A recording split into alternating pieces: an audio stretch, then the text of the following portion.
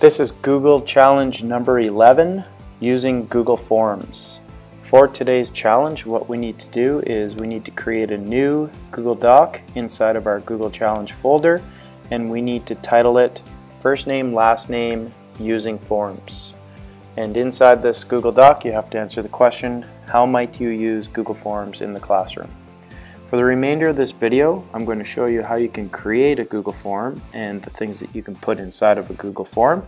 But just to clarify, the challenge isn't to create a form, it's to answer the question inside the doc.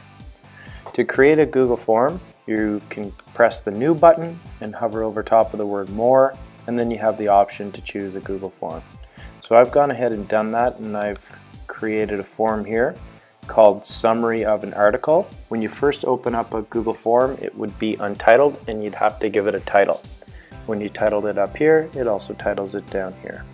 There's kind of three sections to Google Forms.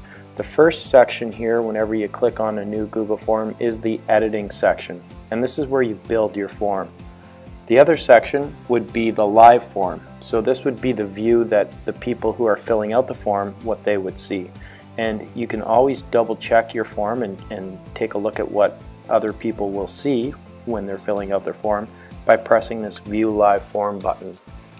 So when I press it, this is what my form looks like here. To go back to the editor to edit and build my form, I'm just going to click the tab up at the top and I'm back inside here.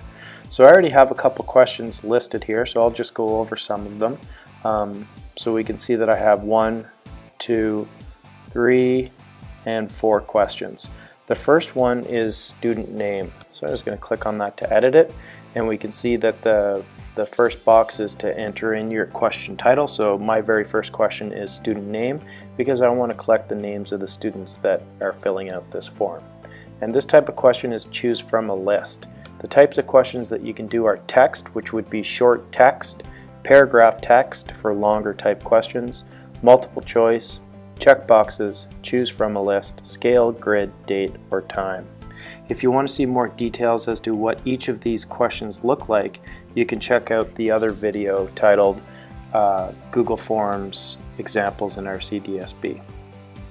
So the next question here is understanding of text. I'm just going to click on it, and we can see that it's a multiple choice type question where the respondent can just choose one option.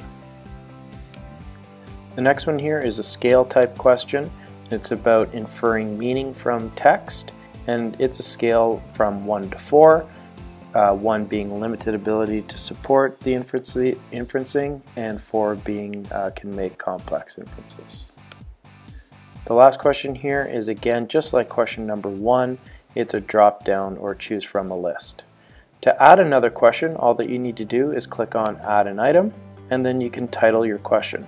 So here I might want to include a question about additional notes for each of the students on this reading assessment, and I'm going to make it a paragraph text so that I can enter in long notes on each student's response.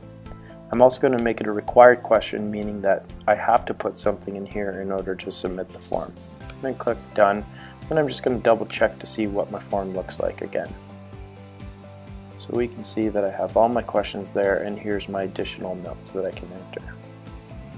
So I'm going to fill this form out, because the third part of Google Form would be the responses. So anytime somebody completes your form and answers the questions, they go into a spreadsheet. So I'll show you what that looks like. I'll just go through here and I'll quickly fill this form out.